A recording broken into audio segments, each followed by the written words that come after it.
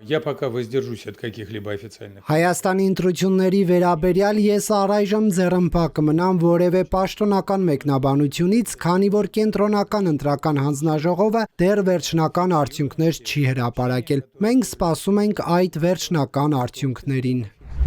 Հունիսի 7-ի ընտրություններից 36 օր, հունիսի 14-ին կենտրոնական ընտրական հանձնաժողովի կողմից արդյունքների ամփոփումից 29 օր եւ հուլիսի 4-ի սահմանադրական դատանի որոշումից 9 օր անց Նիկոլ Փաշինյանը Վլադիմիր Պուտինից այդպես էլ շնորհավորանք չստացավ։ Վերջին անգամ երկրների առաջնորդները շփվել են քարոզարշավի թեժ օրերին հունիսի 1-ին Փաշինյանի ծննդյան օրը։ Բացի շնորհավորանքներից մենք նաեւ գործնական խոսակցություններ ունեցանք։ Եվ մենք պայմանավորվեցինք, որ ընտրություններից հետո ես կմեկնեմ նորից եւ հանդիպում կունենանք եւ բոլոր ընթացիկ հարցերը կլուծենք։ Սակայն ոչ հանդիպումը եղավ, ոչ էլ ընթացիկ հարցերը լուծվեցին։ Ֆակտոր TV-ն ուսումնասիրել է, թե ինչպես է եղել նախկինում, արդյոք շնորհավորանքներն այդքան ուշացած եղել են։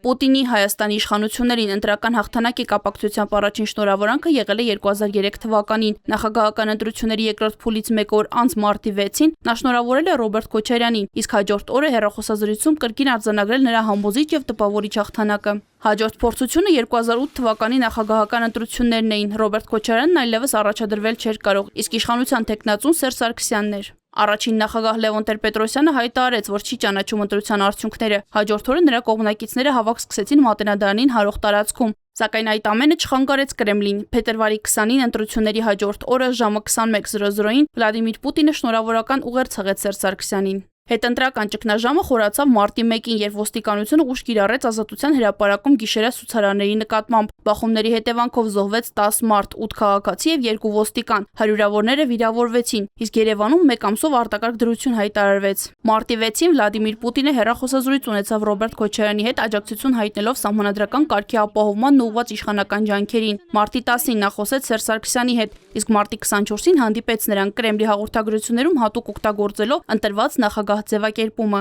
2013 թվականին Սերժ Սարգսյանը գնում էր կառավարման երկրորդ ժամկետի։ Ընտրություններից հետո մարդու իրավունքների պաշտպանն արտահերթ զեկույց հրապարակեց ու խոսեց ընտրակաշարքի 100 եւ կրկնակի քվեարկության 20 ահազանգի մասին։ Ոստիկանությունն ընտրակաշարքի որևէ դեպք չբացահայտեց, իսկ կրկնակի քվեարկության 4 դեպք հաստատվեց։ Այնուհանդերձ արդեն փետրվարի 19-ին Վլադիմիր Պուտինը շնորհավորեց Սերժ Սարգսյանին Կրեմլի հաղորդմամբ Սարգսյանի նախաձեռնած հեռախոսազրույցի ընթացքում։ Մարտի 12-ին արդեն տեղի ունեցավ Սարգսյան-Պուտին հանդիպումը, որտեղ Ռուսաստանի նախագահը եւս մեկ անգամ շնորհավորեց նրան։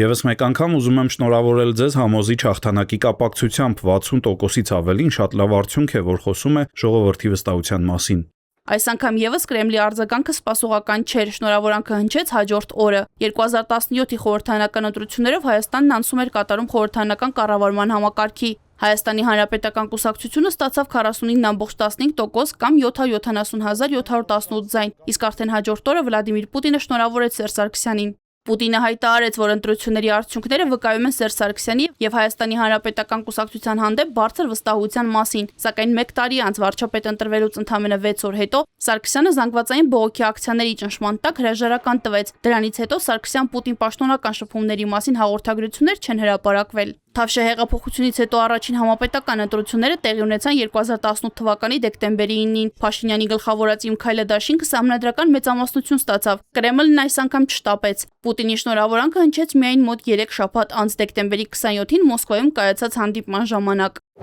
2021-ի արտահերթ ընտրություններում պատերազմից հետո ստեղծված քաղաքական ճգնաժամի պայմաններում Նիկոլ Փաշինյանը հաղթեց Ռոբերտ Քոչարյանին։ Պուտինը նրան շնորհավորեց ընտրություններից 4 օր անց, ապա կրկին հուլիսի 7-ին Կրեմլում կայացած հանդիպման ժամանակ։ 2026 թվականի հունիսի 7-ին Հայաստանում տեղի ունեցան 9-րդ գումարման ազգային ժողովի ընտրությունները։ Հայ-ռուսական աննախադեպ լարված հարաբերությունների պայմաններում անցկացված ընտրություններին ապրիլի 1-ին նախորդել էր ոչ պակաս լարված երկխոսություն Կրեմլում։ Կամ բազմաթիվ քաղաքական ուժեր, որոնք ռուսամետ դիրքորոշում ունեն։ Իհարկե ես ձեզ բացահայտ կասեմ, մեր միջև այնպիսի երկխոսություն է, որ մենք միշտ խոսում ենք ազնվորեն եւ ուղիղ։ Մենք շատ կցանկանայինք, որ այս բոլոր քաղաքական կուսակցությունները, քաղաքական գործիչները կարողանային մասնակցել այս ներքաղաքական աշխատանքին ընտրությունների ընթացքում։ Ոմանք, գիտեմ, գտնվում են ազատազրկման վայրերում, չնայած այն հանգամանքին, որ ունեն Ռուսաստանի անձնագիր։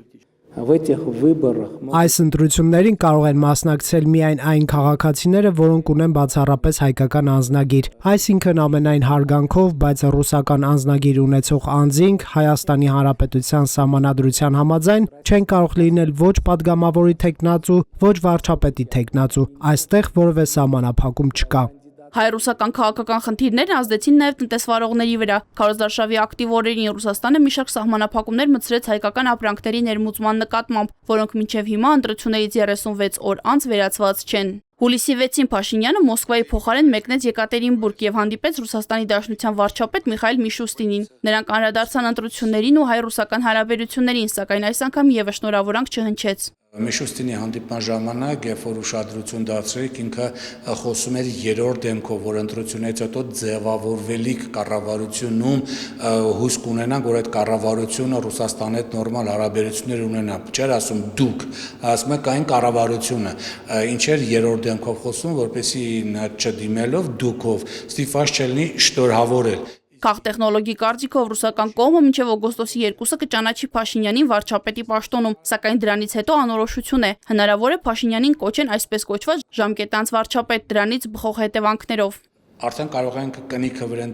կնիքը վրան դնելով ասել, որ ռուսական կողմը այս պահի դրությամբ ետ չի կանգնել Հայաստանի իշխանական համակարգը ապամոնտաժելու իր ծրագրից։ Դա բազմասերիանոց սերիալ է։ Առաջին սերիան չհաջողվեց։ Առաջին սերիան հունիսի 7-ին ընտրությունների միջոցով հասնել ռուսամետ ընդդիմության հաղթանակին 3-ը միասին։ Դա տեղի չունեցավ։ Հիմա ըստ Բադալյանի սկսվել է երկրորդ սերիան՝ հյուծել Հայաստանի տնտեսությունը սոցիալական դժգոհություն գեներացնել, խորհրդանական ընդդիմության ու փողոցային պայքարի միջոցով հասնել իշխանափոխության։ Այդ ծրագիրն է գործի դրված, պնդում է քաղտեխնոլոգը։ Որքանով իրականություն կդառնան նրա դիտարկումները, պարզ կդառնա առաջիկայում։